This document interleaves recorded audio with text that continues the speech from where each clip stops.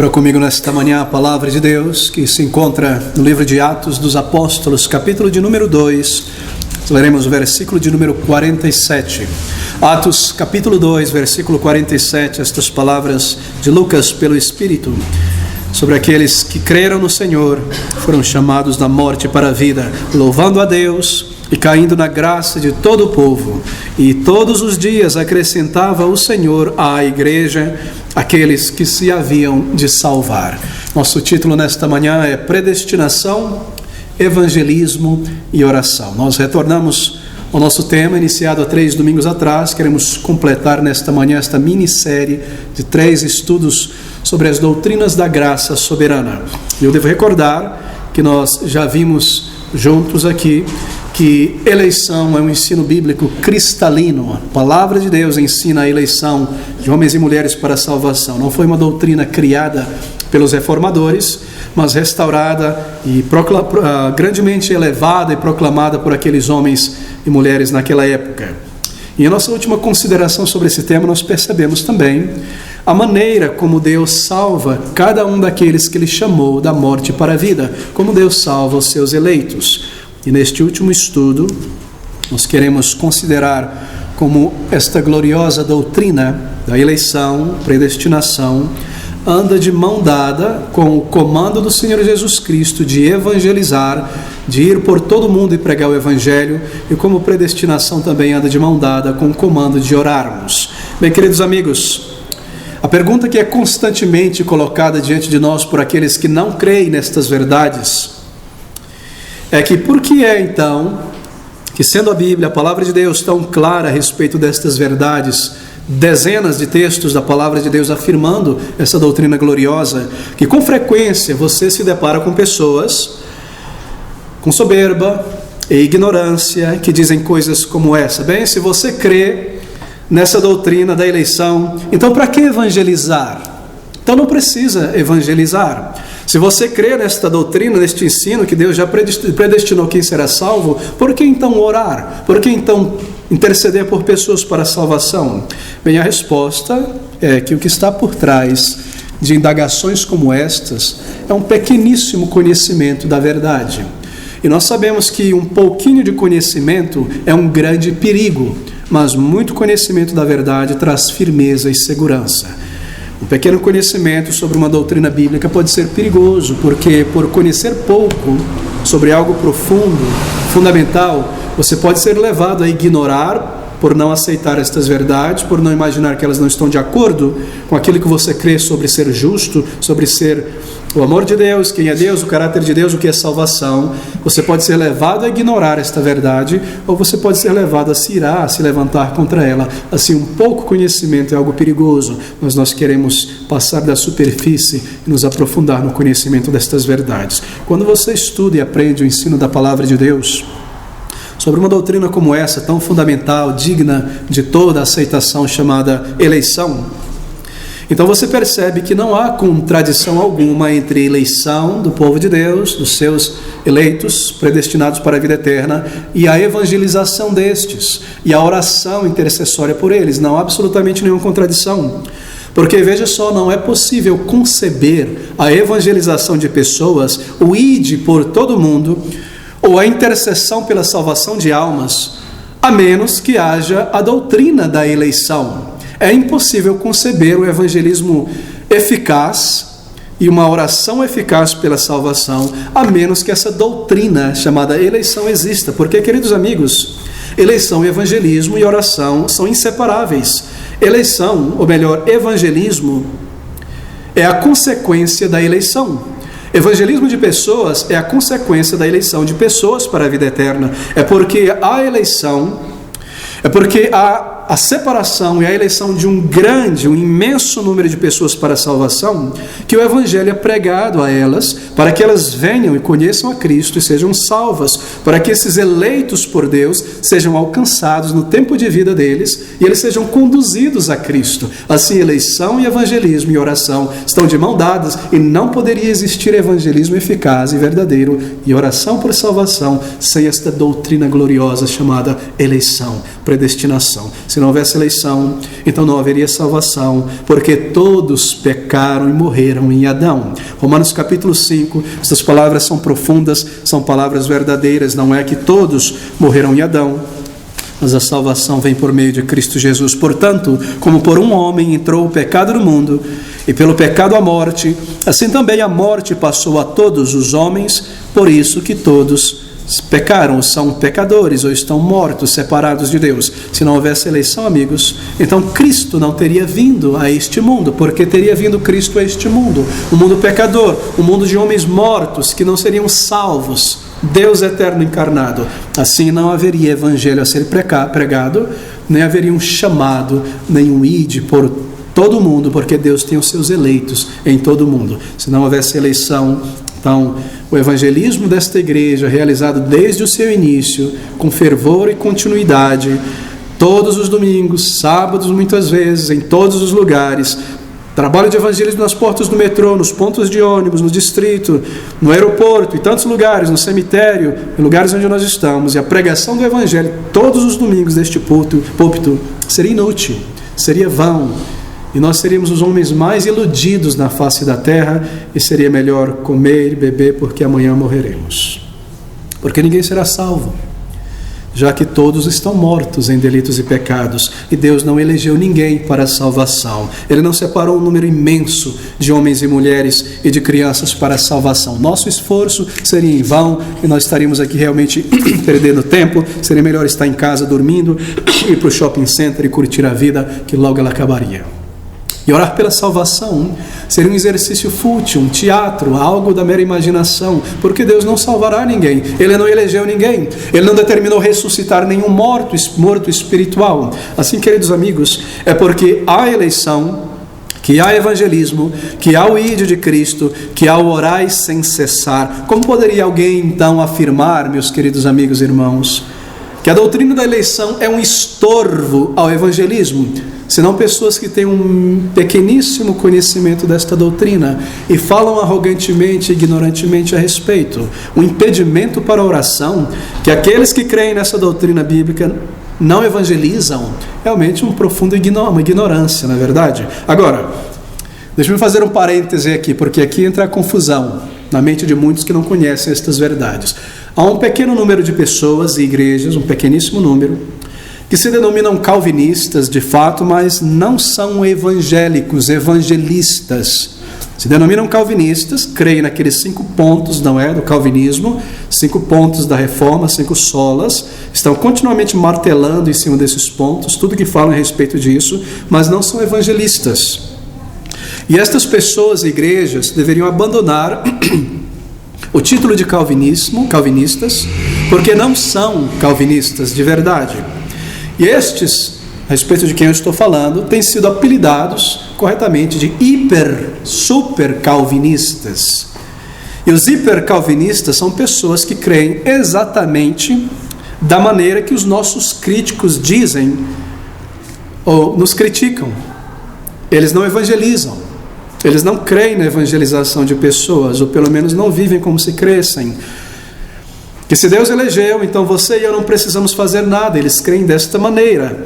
E essa crítica é verdadeira quanto a essas pessoas, igrejas hipercalvinistas. São desobedientes eles à voz divina.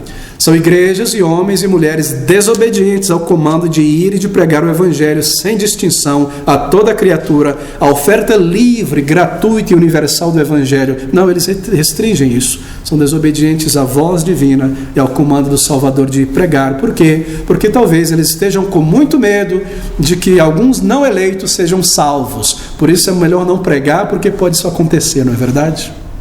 Coisas absurdas e chocantes. Bem, eu não entrarei nesse assunto nesta manhã. Aqueles que desejam conhecer um pouco mais essa diferença, sugiro brevemente aquele grande sermão de Spurgeon, não é Spurgeon contra o hipercalvinismo, temos aqui nossa livraria, mas apenas afirmar que nós não somos nesta igreja hipercalvinistas. Somos calvinistas sim, mas cremos na oferta livre, gratuita e universal do Evangelho, e constantemente estamos lançando a rede do Evangelho a toda criatura que entra dentro de nosso círculo de influência. Isso é verdadeira reforma, uma reforma segundo a palavra de Deus, um calvinismo segundo a palavra de Deus. Bem, queridos, eu fecho o parêntese.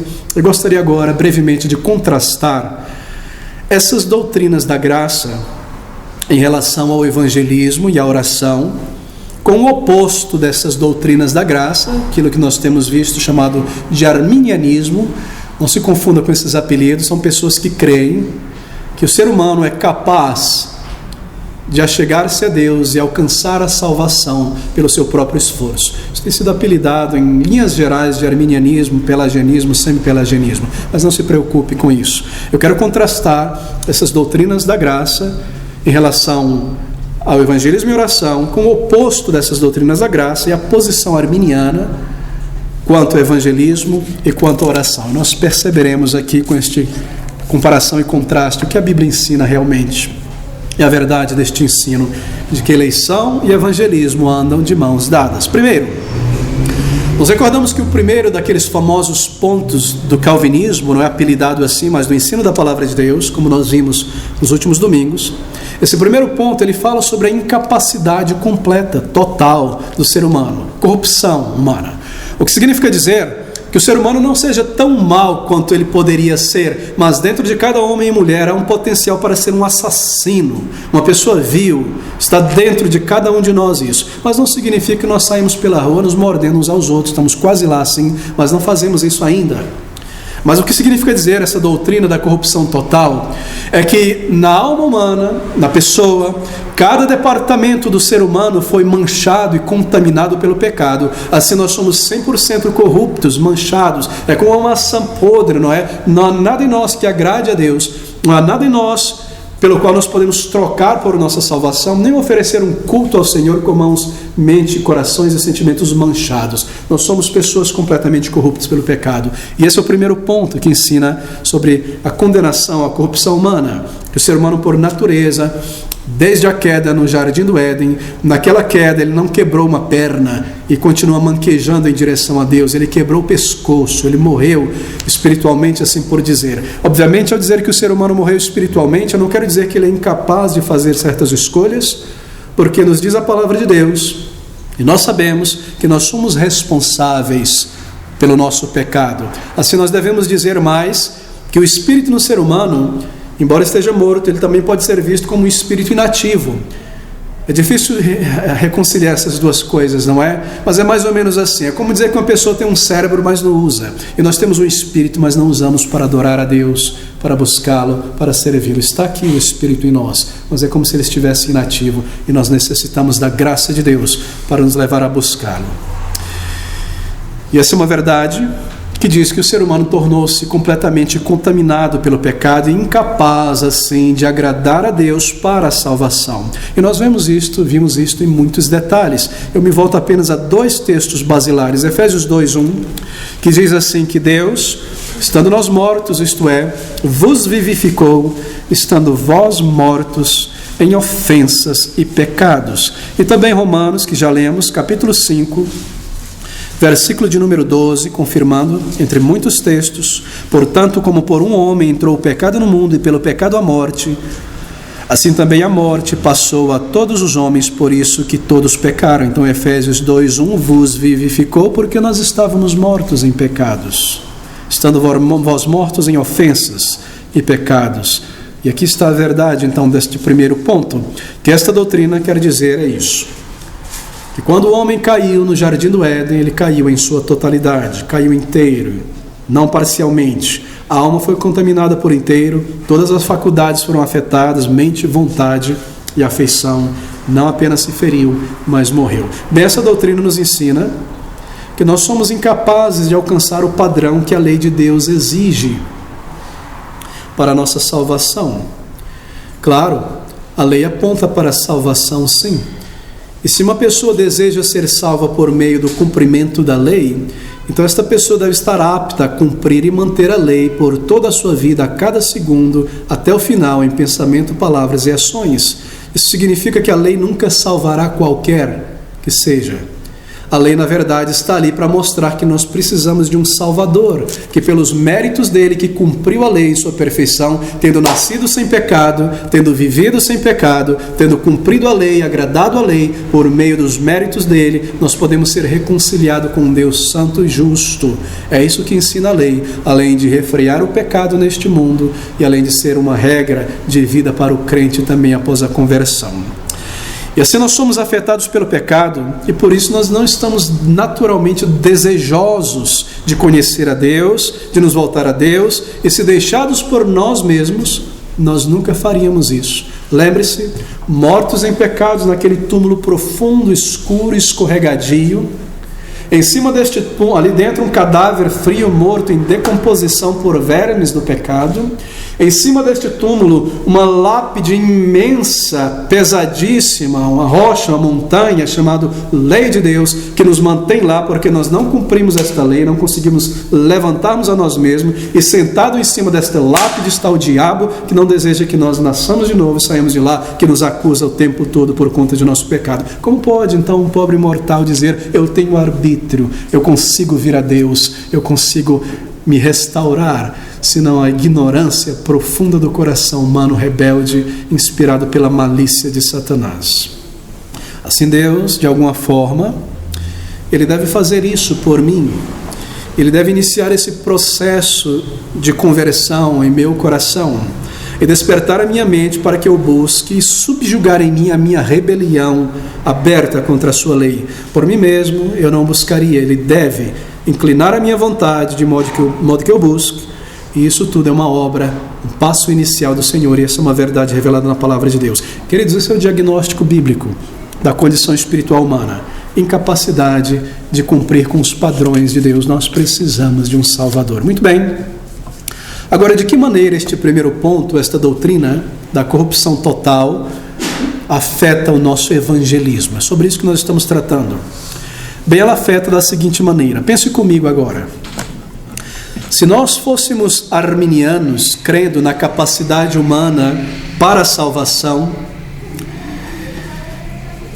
eu diria então, sim, eu sou um pecador, aos olhos de Deus, eu não posso agradá-lo 100%, mas eu não sou tão pecador que eu não possa agradar, percebe? Nem eu estou tão perdido que não possa encontrar o caminho de volta a Deus. Eu não tenho a capacidade, o poder em mim mesmo de escolher e me converter. Sim, eu tenho essa capacidade em certa medida. Se nós fôssemos arminianos, nós tomaríamos essa posição. Bem, isso nos abriria então, crendo, tomando essa posição, nos abriria um fantástico leque de métodos para o evangelismo e de técnicas, não é verdade? Técnicas humanas, tentar alcançar almas. Se a pessoa, pense comigo, é capaz por si mesma, embora manquejando com a ajuda da bengala de religiões, de vir a Deus, de vir a Cristo, encontrá-lo e ser salvo, então cabe a nós, crentes em Jesus, desenvolvermos astutamente certos métodos e técnicas para ajudar este indivíduo a chegar a Deus, acelerar o processo, trazê-lo, não é? Buscá-lo, porque nós cremos nessa verdade, entre aspas, de que o ser humano é capaz de vir. Então vamos tentar ajudá-los. Aceitar Jesus e a dizer sim ao Salvador. Então cabe a nós usar todas as técnicas possíveis para convencê-los e pressioná-las e conduzi-las a fazerem uma escolha por Jesus e o aceitarem. Você percebe onde nos leva uma compreensão errada a respeito da queda do ser humano no pecado? E se alguém disser, bem, será que essas técnicas que são utilizadas por aí não são um tanto manipulativas da emoção, da psicologia, da mente das pessoas? Será que não são técnicas e métodos psicológicos, música emocional, entretenimento, coisas como essa? Será que a gente não está manipulando as pessoas? Apelar para levantar a mão, vir à frente, darem uma resposta debaixo de muita música, palavra mansa no microfone. Será que isso não é uma manipulação das emoções? Nós diríamos, não é. Porque o que importa é fazer que as pessoas aceitem a Jesus, pois elas têm a capacidade de fazer isso. O método não importa grandemente, o importante é o resultado. Os fins justificam os meios. E se elas responderem ao nosso método, ao nosso apelo, então elas serão salvas. É só uma questão de dar um empurrão. E no final das contas nós estamos trabalhando em benefício, não é? De almas preciosas. E é baseado nessa concepção arminiana que muitas igrejas desenvolveram e copiam suas técnicas e métodos do mundo em volta. Como ganhar um cliente? Você sabe, não é? Como ganhar um cliente como um comprador? Ou como fazer com que as pessoas se envolvam em sua ideologia, participe do seu partido político, sua campanha política? Bem, você apela às emoções, você apela aos sentidos, você oferece isso, você oferece aquilo, você usa de oratória, de apelo emocional, assim as pessoas responderão positivamente, não é verdade? E tudo isso é trazido para dentro da igreja por pessoas que parecem ter uma boa intenção, mas trazem métodos humanos, terrenos para a igreja. Ou se nós conseguirmos persuadir as pessoas com técnicas psicológicas aplicadas e bombardear elas com emoção, elas ficarão desarmadas e elas irão responder a Cristo, elas virão ao Salvador e dar uma maneira fácil de responder.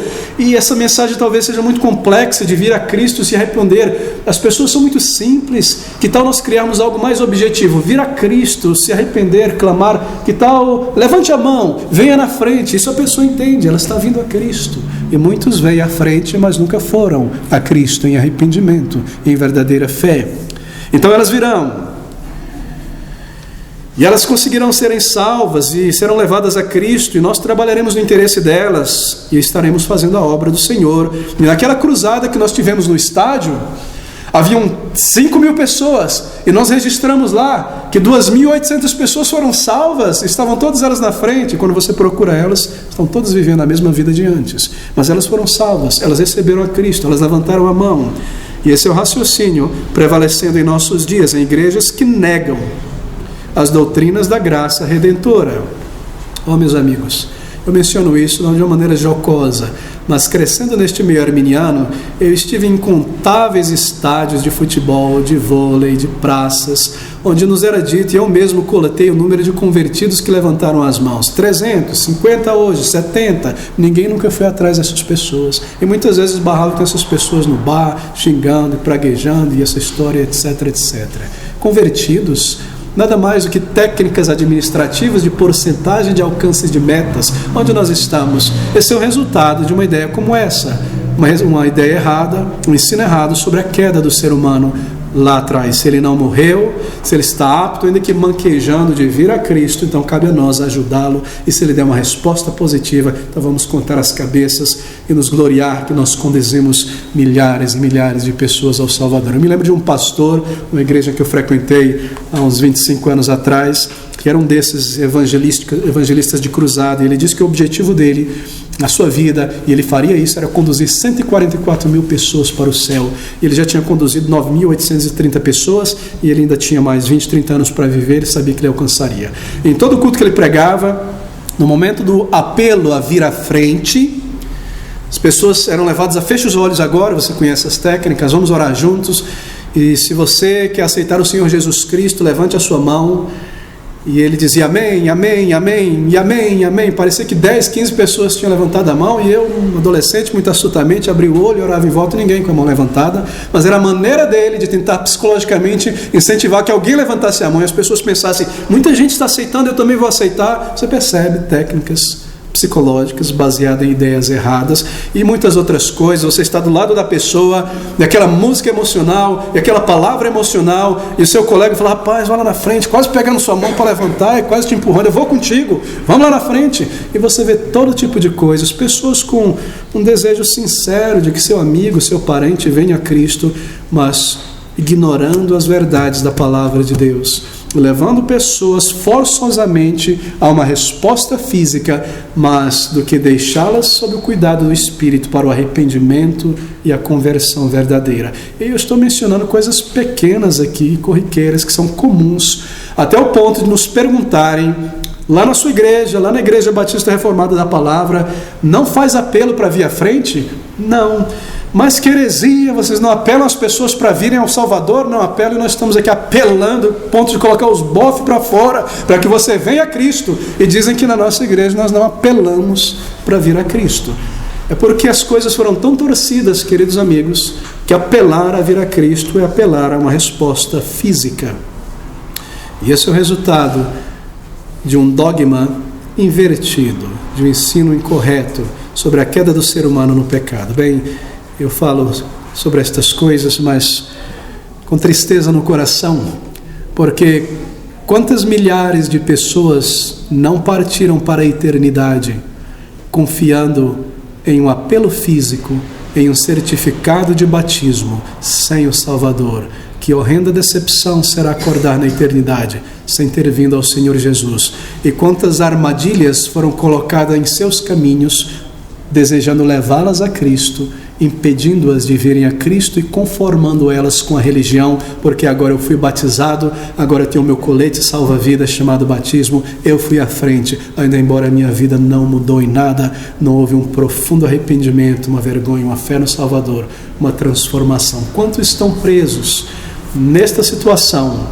E elas demoram e demoram anos após anos em vir a Cristo, porque elas continuam dizendo: eu já vim a Cristo, eu já levantei a minha mão, eu me lembro daquele culto, eu me lembro, quando elas não olham para si mesmas e consideram: eu já passei da morte para a vida, há frutos de uma nova criatura dentro de mim, há um arrependimento sincero, há amor por Cristo, ou meramente frieza espiritual, ativismo na igreja e coisas como essas. Eu me submeto à palavra, eu amo a palavra de Deus e os irmãos. Queridos, essas são as grandes perguntas, e tudo isso é o resultado de um falso evangelho pregado em muitos lugares.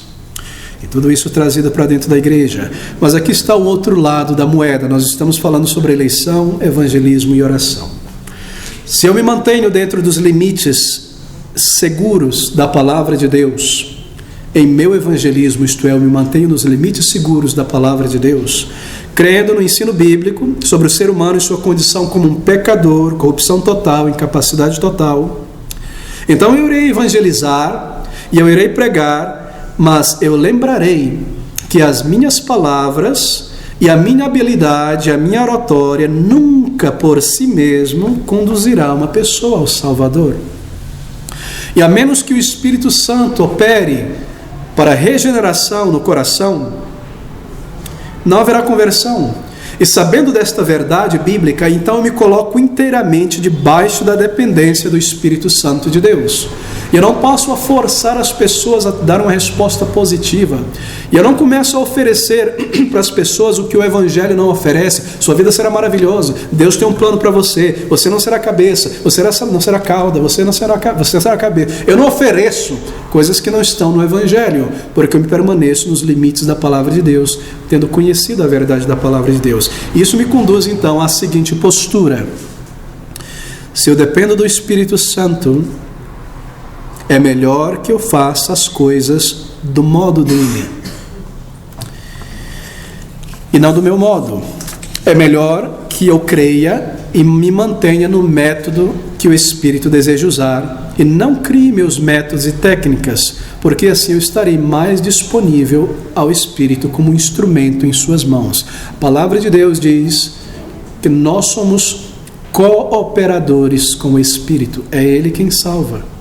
E enquanto eu prego, e enquanto eu testemunho, eu sei que eu estou fazendo aquilo que Deus comandou que eu fizesse, que eu faça, e da maneira que Ele estabeleceu. Então eu posso esperar frutos genuínos no tempo de Deus.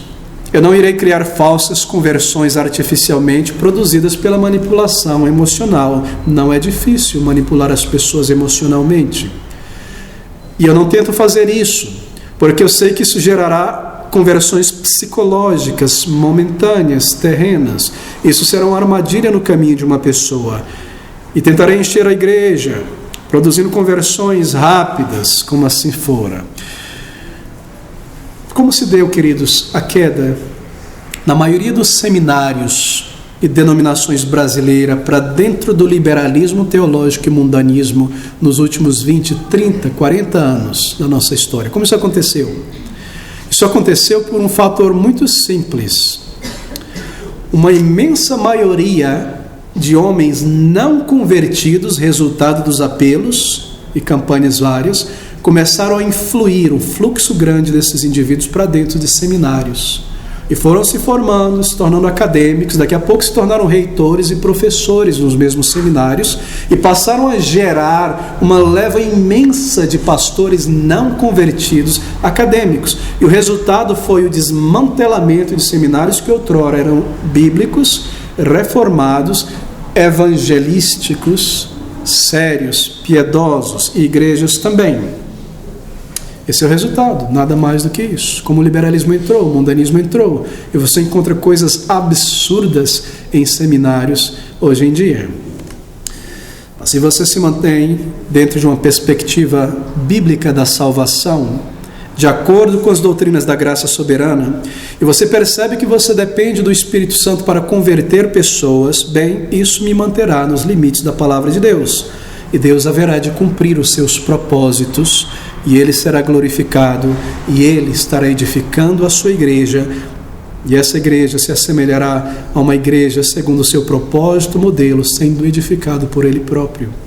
Nós esperamos nele, nós confiamos nele. Mas quando igrejas tomam uma postura arminiana sobre a salvação, crença na capacidade inata do ser humano de alcançar a graça de Deus, todo tipo de coisa estranha e nociva é usada para criar supostas conversões. Há pessoas que usam isca, como eu mencionei. Você precisa de cura, você precisa de prosperidade, Deus te dará isso. Busque a Jesus para a salvação, faça uma decisão por Cristo, aceite a Jesus. Mas na maioria das vezes, decisões que não necessariamente estão baseadas em convicções pessoais de pecado.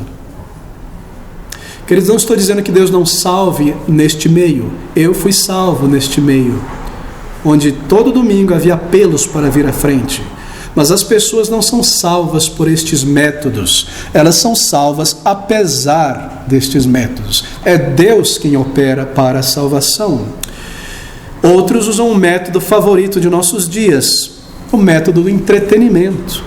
Adoração cristã contemporânea, impacto musical, sensacional, desfrute o social, o visual. Venha, seja alegre conosco e participe deste ambiente família. Somos família, tudo é família, o ídolo da família. Não, nós somos proclamadores do Evangelho. Isso está no topo da nossa responsabilidade e nós temos comunhão em Cristo como uma família do povo de Deus. Mas o nosso chamado não é a união somente, mas é a união para o serviço, não é a união apenas para confraternização e comida que vira uma inflamação de picuinha, é uma união no serviço e na força e no vigor para proclamar o Evangelho. O Evangelho está em nossos corações, a proclamação deles. Assim há muitas iscas, não é? Mas essa não é a maneira do Espírito Santo. Grande demonstração de falta de fé, não é? Pensa comigo. É uma imensa demonstração de falta de fé no poder de Deus e na palavra de Deus e de dependência dos métodos de Deus quando as pessoas começam a usar métodos e técnicas para alcançar outras pessoas. Elas não parecem ter fé que Deus irá salvar pela pura e simples pregação persuasiva do Evangelho. Nós somos chamados e comandados a permanecer no limite da palavra de Deus e colocar nossa fé e dependência nos métodos divinos. E qual é o método de Deus para a pregação do Evangelho? É o método proclamacional. Tudo que nós fazemos deve dar suporte ao método proclamacional. Nós evangelizamos crianças e adolescentes, nós não fazemos isso com fantoche, com brincadeirinha, nós proclamamos a elas o Evangelho de maneira direta, clara, sem subestimar a capacidade da criança, sem infantilizá-la, proclamar o Evangelho. Nós vamos às ruas, nós não fazemos proselitismo, distribuição apenas de panfleto ali, deixando as pessoas ir. Nós nos engajamos proclamando o Evangelho. Nós vamos aos cemitérios, a mesma coisa. Nós distribuímos a palavra impressa para aqueles que irão ler e persuadimos a elas ao fazerem. Tudo que nós fazemos na igreja tem que dar suporte ao método proclamacional. Ide por todo mundo e pregai. Eu me lembro uma vez um pregador muito bem intencionado, batista, cidade de Goiânia, aquela geração que gostava muito, início da internet, aí Facebook, frases de efeito, né? Hoje todo mundo fala por frases de efeito, parece que não mais comunicam, né? Só frases de efeito. E ele disse, o Evangelho não deve ser pregado, o Evangelho deve ser vivido. E as pessoas, amém, glória a Deus. Mas isso não é bíblico. Bonito, mas não é bíblico. Porque a palavra de Deus diz através de Paulo a Timóteo: conjuro-te diante de Deus que pregues a palavra. O evangelho deve ser pregado, método proclamacional, falado, e ir às pessoas e falar, e urgir, instar. Esse é o método bíblico. E nós vemos hoje mesmo em seminários pessoas desencorajando este método bíblico e dizendo: sua maneira de evangelizar deve ser assim. Você deve mostrar que você não é um ET. Você deve mostrar que você é um ser humano comum, que você se veste, que você ouve música, que você toma uma biritinha, que você vai ali, vai acolá, para que as pessoas pensem que você não é um alienígena. Assim, fazendo isso, você vai ganhar as pessoas. Ou seja, é um método mundano. Você se comporta como um mundano para trazer o mundano para a igreja e oferece muito mundo para ele e manter o mundano dentro da igreja. Só que não chama isso de igreja, nem de cristianismo. Eu estou exagerando aqui, mas em essência é isso que tem sido ensinado.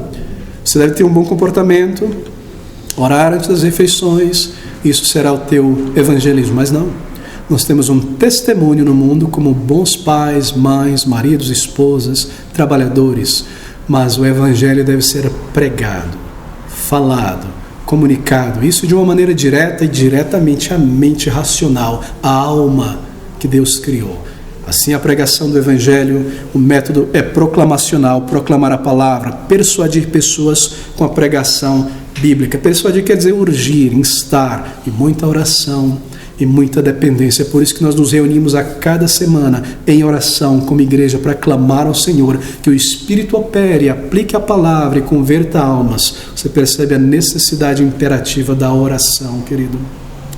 E colocar nossa fé e dependência como igreja nos métodos divinos e fazer o maior esforço possível para aplicar este único método, que é proclamar. A mensagem não muda, o método também não muda, embora as técnicas mudem. Antes você ia para a praça e com a voz pregava, hoje você usa o microfone, usa a internet.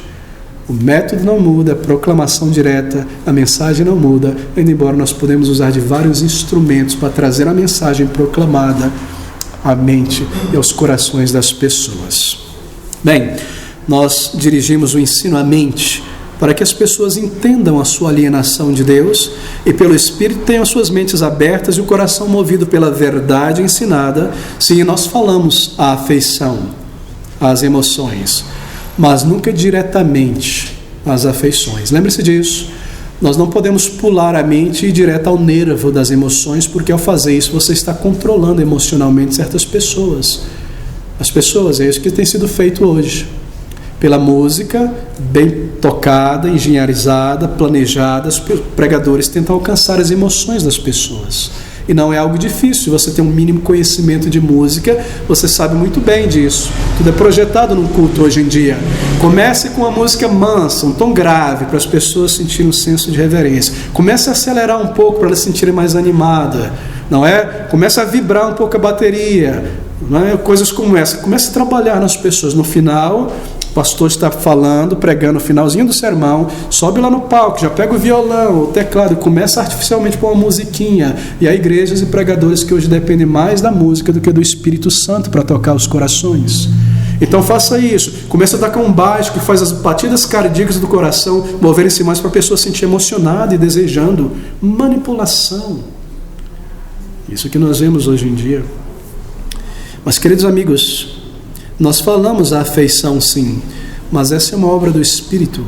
Nós trazemos a mensagem à mente, com persuasão, e nós esperamos que o Senhor mova o arrependimento e a vontade.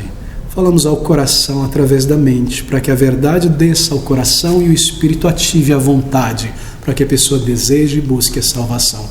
Esse é o limite seguro da palavra de Deus. Assim nós não criamos conversões psicológicas, artificiais, e não colocamos o carro na frente dos bois, acelerando, assim por dizer, a obra do Espírito.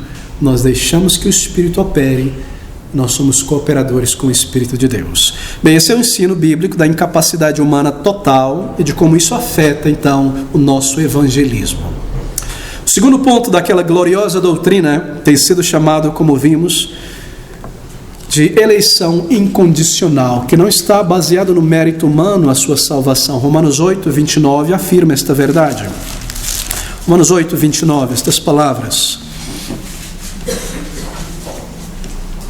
Porque os que dantes conheceu, também os predestinou para serem conformes à imagem de seu Filho, a fim de que ele seja o primogênito entre muitos irmãos. Efésios 2, 8 e 9.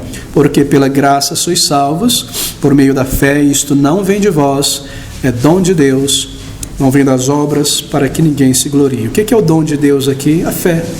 É Deus quem dá. Deus não nos salvou porque Ele previu que nós creríamos, mas Ele nos deu a fé para que nós crêssemos, fôssemos salvos. Bem, nós cremos que a Bíblia ensina que aqueles que são convertidos são eleitos incondicionalmente por Deus. Mas como o homem entende então a salvação? Para o homem, qual é o papel de Deus na salvação? Bem, seu papel, para o homem não regenerado, é dar ao homem o prêmio àqueles que querem, e por seus próprios méritos chegam lá. Deus está apenas ali próximo ao pódio, para dar às pessoas que chegam no pódio da salvação, o prêmio da salvação. Você chegou até aqui, você alcançou, toma a salvação. Essa é a ideia em geral do que é ensinado por aí em outras palavras. Você sobe no pódio pelos teus próprios méritos, Deus põe o troféu da vida eterna em tuas mãos. Mas nós perguntamos, pode o morto se levantar? E a resposta é não. Mas alguns são levantados, foi Deus então quem os levantou. Outros não são levantados, Deus não os levantou então. Se o homem é incapaz de levantar-se a si mesmo, somente Deus pode salvar. E se nem todos são salvos, a conclusão então é que Deus não escolheu salvar a todos.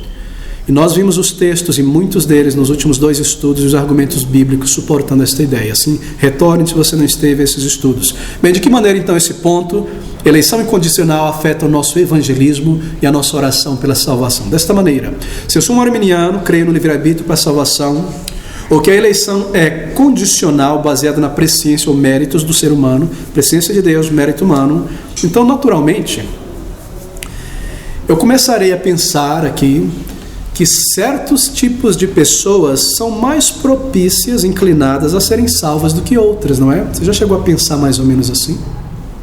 Olha, eu já estou percebendo que há certas pessoas, tipos de pessoas de caráter que são mais inclinadas a serem salvas do que outros. Tem certas pessoas ali que nunca vão ser salvas, olha o caráter dela, a personalidade, mas aquelas ali são mais inclinadas a serem salvas, porque a igreja inteira é cheia de gente assim, não é? Aqueles que são assim não são salvos, então provavelmente pessoas no mundo que são mais assim são salvas. Essa é a nossa tendência. Nós não sabemos que entre isso aqui há uma regeneração que transforma um leão em uma ovelha, uma cobra em um filho de Deus, mas a nossa tendência, por causa de uma doutrina errada, é pensar assim. Ou que a eleição é condicional. Então, naturalmente, eu começaria a pensar que certos tipos de pessoas são mais inclinadas a serem salvas. Eu ouvi certo pastor um dia mencionar o seguinte: o nosso foco evangelístico é para homens e mulheres entre 20 e 40 anos, porque eu observo que são pessoas nessa idade que são mais salvas, então vamos focar nelas. Coitado, né? Quem não tem 20 passou dos 40. Que mentalidade absurda. Nós chegamos por métodos humanos. Então, os métodos para alcançá-los, obviamente, como é que você vai alcançar alguém de 20 a 40 anos? Fazer uma pesquisa de mercado, não é? Veste uma roupa de 20, 40, uma jaqueta rasgada aqui, artificialmente rasgada, um spray aqui, um cabelo assim. Porque você quer alcançar esse tipo de pessoa, é lógico pensar desta maneira, não é? Tênis all-star, branquinho, calça apertada, jaqueta, camiseta. Não é? Eu quero alcançar esse grupo gosta disso, é um grupo cool, moderno. Então eu devo me apresentar assim. Essa mentalidade de uma geração perversa, e uma geração que perdeu a fé na palavra de Deus. Queridos amigos, nós estamos em dias muito difíceis e tristes, porque há pessoas de boa intenção que não parecem ter fé nos métodos de Deus, e que nós vemos mais a projeção do ego mais do que a projeção do evangelho.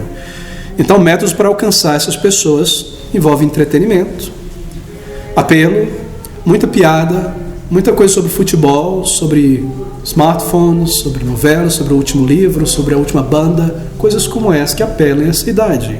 E outros pensam que quem são salvos são pessoas de certas classes sociais. Há todo tipo de ideia hoje em dia. Mas quando nós abandonamos essas ideias e nos fundamentamos na doutrina da eleição incondicional, independente de idade, classe social, nós sabemos que não há nada no ser humano que o torne mais ou menos inclinado à salvação.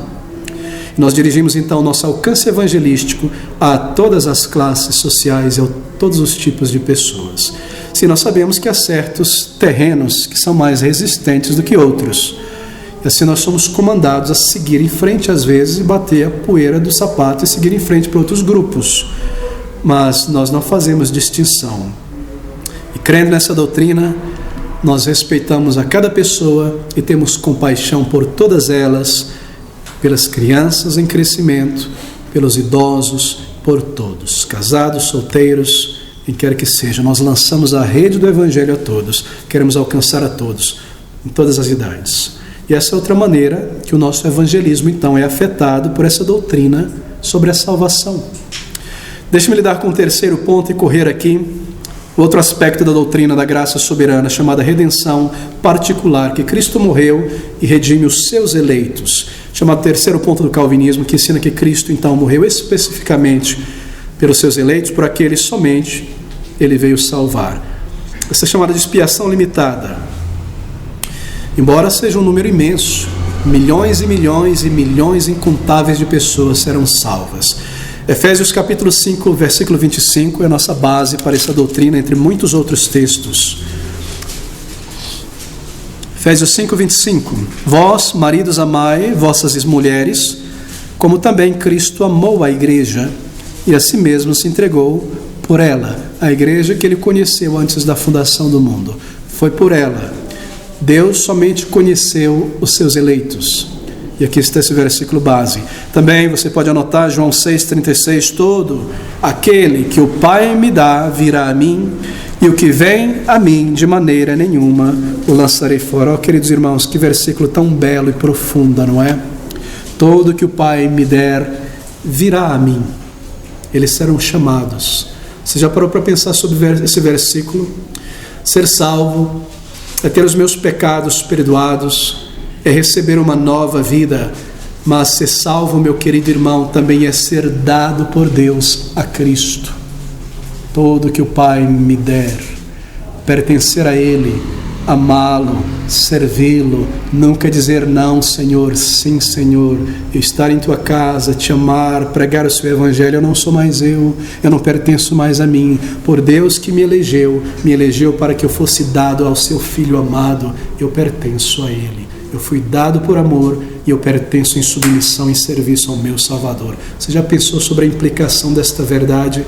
Bem, eu fecho esse parêntese aqui. Nós podemos então dizer como esta verdade afeta o nosso evangelismo, a maneira que nós oferecemos o evangelho, que Cristo morreu pelos seus eleitos. Essa doutrina diz que há verdadeiro poder então no sangue de Cristo, porque se ele morreu pelos seus eleitos e por ele somente, então eles serão salvos. Há poder no sangue do Senhor Jesus Cristo. Força sem igual, só nos méritos de Jesus, como diz aquele maravilhoso hino. Uma pessoa salva, ela será realmente salva. Pastor, se alguém começar a buscar Jesus de todo o coração, de verdade, será que ela vai parar no meio caminho e nunca mais ser salvo? Não.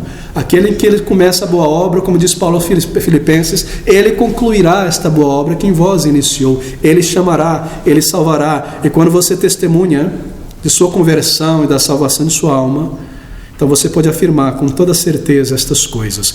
Ele morreu por mim, seu sangue foi vertido sim por mim. Fui verdadeiramente salvo, estou eu verdadeiramente seguro, e a morte de Cristo é mais pessoalmente aplicada a mim. Essa é uma doutrina gloriosa. E nós podemos dizer que ele morreu pessoalmente por aqueles que ele veio salvar, e que você, se você responde ao chamado em arrependimento e vir a ele, e ele te ouvir e aceitar o teu arrependimento, você poderá ter segurança que ele morreu naquela cruz especificamente por você, com o teu nome, a tua pessoa em sua mente, em seu coração. Ele não veio para uma massa indefinida de pessoas. Ele veio por homens e mulheres que ele conheceu pessoalmente, cada um deles, seus rostos, suas vidas, morrendo por eles naquela cruz. Ele veio a este mundo, na cruz tinha você e eu em sua mente, em seu coração. Bem, nós dizemos a uma pessoa não salva, nós não dizemos, isto é, uma pessoa não salva, você precisa vir a Cristo porque Cristo morreu por você. Nós não dizemos isso, porque nós não sabemos, e o Evangelho não afirma isso.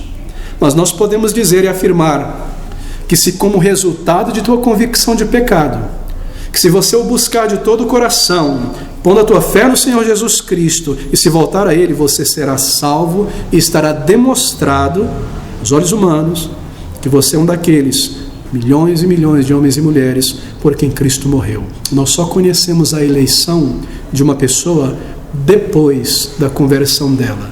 Antes nunca. Cabe a Deus. Se alguém é confundido por esta verdade e diz assim mesmo: como eu posso buscar a Jesus para a salvação? Eu não sei se eu sou um eleito, eu não sei, eu tenho medo de morrer, eu não sei, veja, eu faço isso, eu não sou eleito, mas eu faço isso e acho que eu sou um eleito. Você não sabe, querido amigo, nem deve saber. Porque desejar saber se você é um eleito antes de buscar ao Senhor Jesus para a salvação é como desejar subir ao céu, abrir o livro da vida, procurar seu nome ali e descobrir: ah, está aqui, agora eu posso buscar a Jesus para a salvação porque eu sei que eu sou um eleito. Isso nunca acontecerá, isso não é bíblico. Você o busca, você tem um profundo desejo de perdão, você tem um senso do teu vazio e de condenação.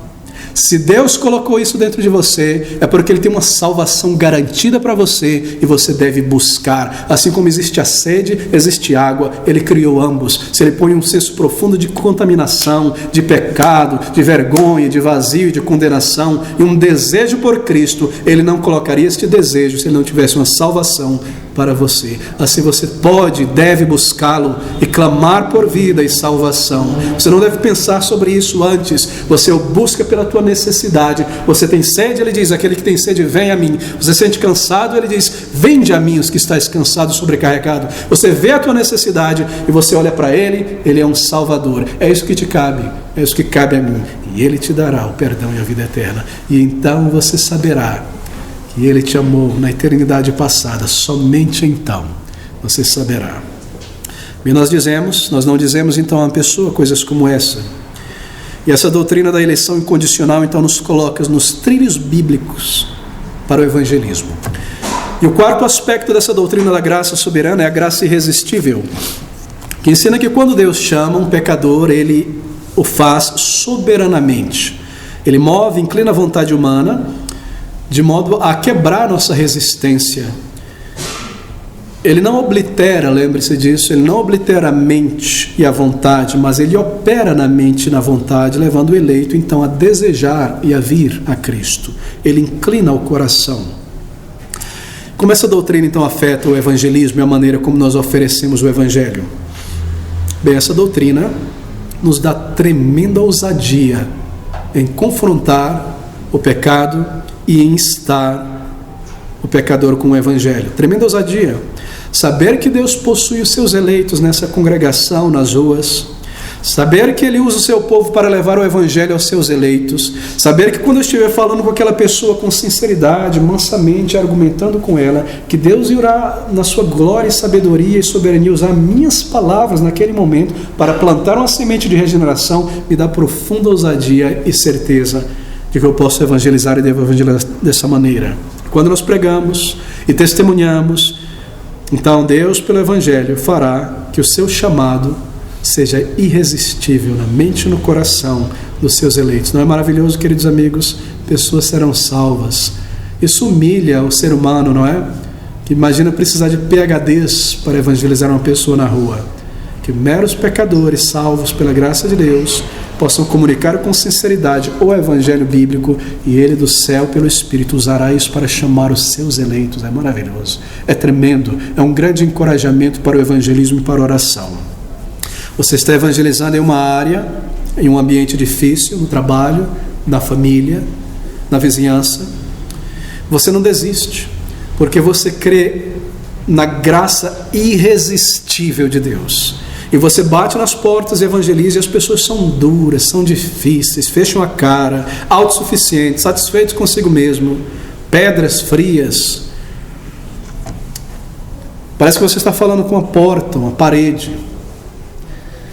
Mas quando Deus decide operar, Ele usa o teu testemunho, e homens e mulheres serão atraídas irresistivelmente. Você já viu isso acontecer se você é um evangelista de verdade.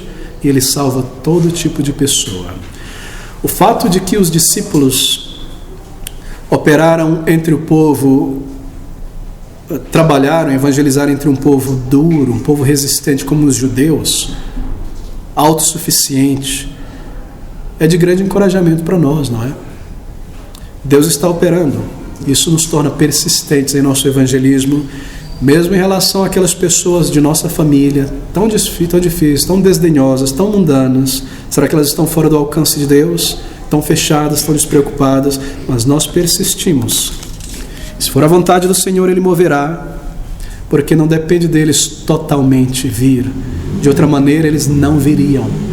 Mas porque é uma obra de Deus, nós oramos e nós podemos prevalecer com Deus, nunca contra Ele, com Deus, para a salvação de pessoas, pois Ele leva em conta as nossas orações e Ele usa a instrumentalidade humana. Mas o arminiano, ele dirá o seguinte: você não pode, meu amigo, apenas usar métodos de pregar e orar em nossa geração moderna, não. As coisas mudaram. Você tem que usar coisas que atraem as pessoas. Você tem que usar bandas, um teatro, show na praça, uma peça teatral na igreja. Você precisa usar algo de impacto, algo que as pessoas gostam. Música, conjuntos, faça apelo emocional, vira à frente. Isso dará resultado. Sim, dará resultado. Mais cabeças, mais pessoas enchendo a igreja. Mas não pessoas convertidas necessariamente. Oh, não.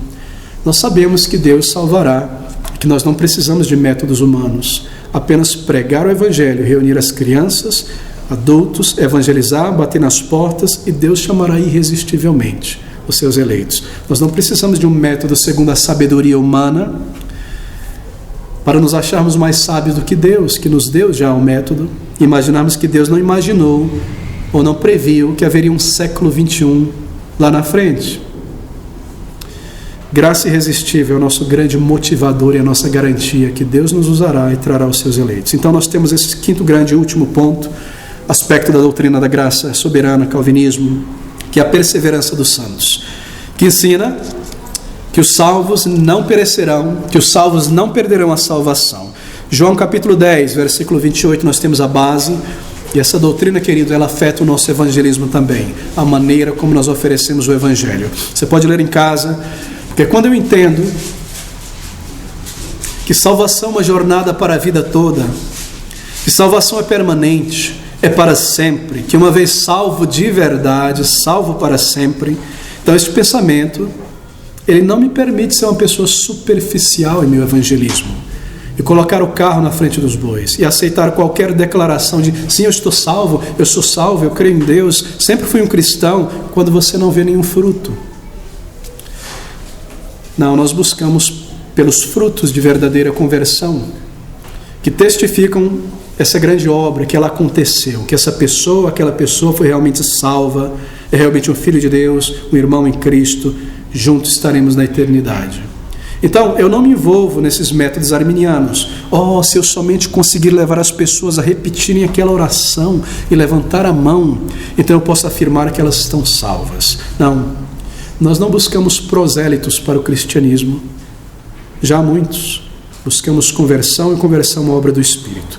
Agora, há um problema que essa doutrina pode nos conduzir. Hipercalvinismo, não é?